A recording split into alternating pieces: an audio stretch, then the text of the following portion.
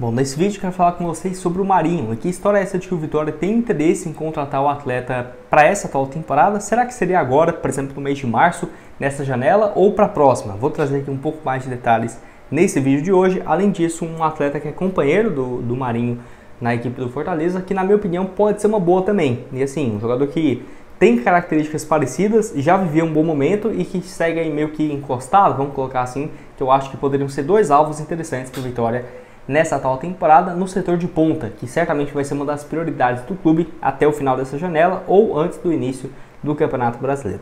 Só antes de começarmos, aproveite aqui para deixar seu like, também se inscrever no nosso canal. Eu me chamo Gustavo, esse aqui é o canal Black Carter Foot, conto com a ajuda de vocês, torcedores do Leão, para chegarmos a essa marca aqui no YouTube de 56 mil inscritos. Então se você está assistindo e não se inscreveu aqui embaixo, aproveite para se inscrever, deixar seu like, ver aqui com frequência também que às vezes o YouTube retira a sua inscrição e 60% do público que assiste aqui o canal ainda não é inscrito. Então se você quiser fazer parte aí dos 40% que são inscritos, se inscreve aqui embaixo, deixa seu like, comenta qualquer coisa aqui embaixo.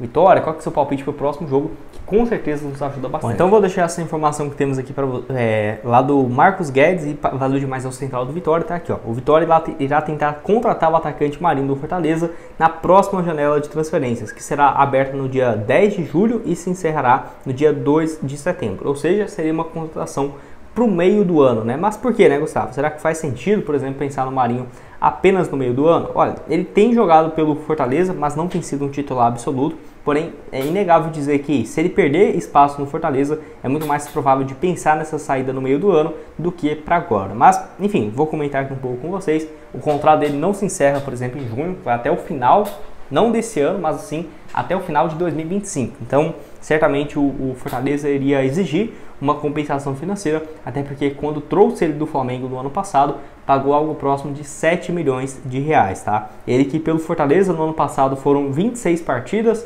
4 gols e 3 assistências.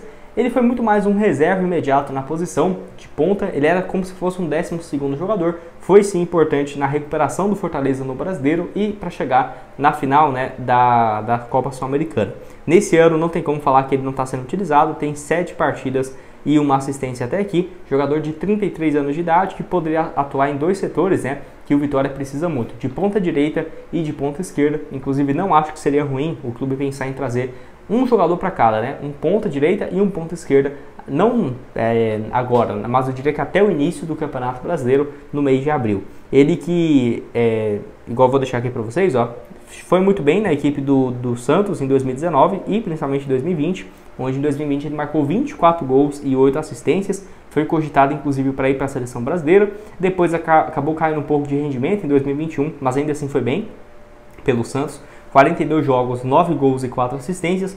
Pelo Flamengo em 2022, 43 partidas, 6 gols e 6 passes, mas era muito mais reserva, até teve um pouco mais de oportunidades em 2023, porém acabou realmente não conseguindo jogar. 16 jogos e 3 passes. Ele continuou muito mais pela insistência de ele ser torcedor do Flamengo e querer dar certo no seu clube do que por qualquer outra coisa. Enfim, a grande questão dele no Vitória é que ele tem uma identificação com o clube lá em 2016. Alguns torcedores não é o maior fã do mundo do Marinho, tudo bem, mas não tem como negar que foi uma passagem muito interessante em 2016. 43 jogos disputados, 21 gols marcados e 6 assistências. Realmente foi um desempenho muito bom. Em número de gols, foi o segundo ano que ele mais marcou gols na sua carreira. Por exemplo, ele marcou 21 gols naquele ano, contra 24 naquele ano com o Santos, que no caso, ele chegou na final da Libertadores com o Santos, né? Então mostra aí o desempenho gigante que ele teve pelo Vitória naquela temporada.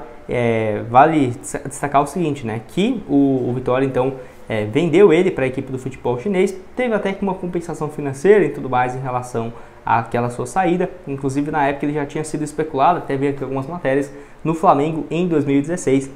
Enfim, o atleta foi vendido então, de acordo com o Globo Esporte, por algo na casa dos 17 milhões de reais. E assim, ele não conseguiu se adaptar na China, inclusive jogou apenas 21 partidas, 3 gols e 1 assistência. Quem sabe para o meio do ano não poderia ser uma alternativa mais viável do que agora. Pode deixar a sua opinião aqui embaixo. Aceitaria? Você acha que compensaria chegar num salário gigante para ele, né? Com certeza mais de 500, 600 mil reais por mês. Deixa aqui embaixo a sua opinião nos comentários. Bom, para terminar aqui com vocês, eu quero falar sobre outro atleta que joga, né, junto com o Marinho lá no Fortaleza e, na minha opinião, poderia ser uma alternativa, quem sabe por agora, caso não seja viável pensar, por exemplo, no atleta, né, no Marinho, que é em relação ao Pedro Rocha, jogador que, assim, foi contratado pelo clube, viveu muitos altos e baixos e tem sido muito mais reserva nesse ano, por exemplo, do que titular, né. Vou deixar aqui os números, então, do Pedro Rocha com a equipe do Fortaleza nesse ano. Ele é mais jovem, tem 29 anos de idade, pode jogar como um ponta esquerda ou segundo atacante.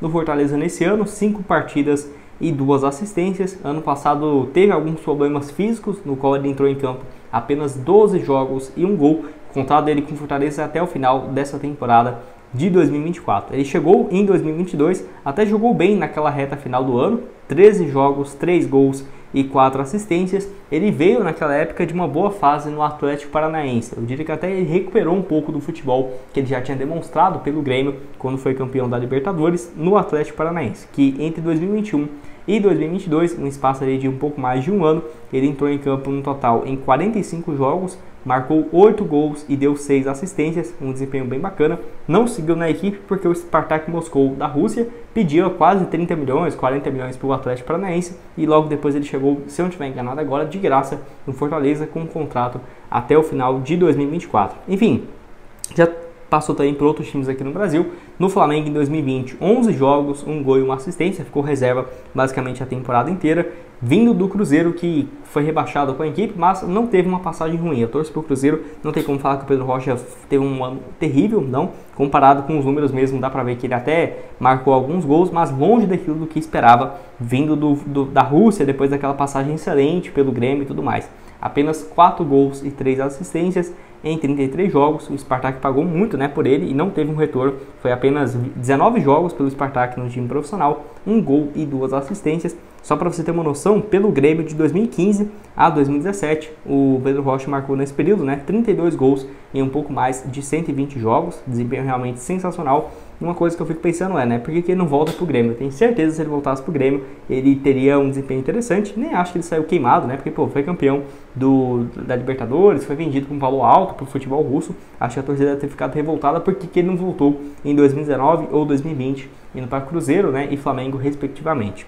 Acho um jogador interessante, acho que se fosse um empréstimo, por exemplo, poderia compensar mais, porque, pô, o Fortaleza vai ficar pagando 100% do jogador para ele ser um reserva. Se o Vitória propõe a pagar metade do salário dele, poderia ser uma alternativa interessante, acho que para todas as partes. Se você concorda comigo, pode deixar sua opinião aqui embaixo nos comentários. Qual setor você acha que mais necessita de reforços o Vitória daqui para o início do Campeonato Brasileiro? Você acha que um centroavante? Você acha um ponta direita, um meia, um volante, um lateral esquerdo? Pode deixar aqui embaixo nos comentários o que você tem a dizer também do Marinho e do Pedro Rocha. Estou curioso para saber. Outras sugestões de conteúdos estão aparecendo aqui na tela final e nos vemos aí numa próxima. Valeu!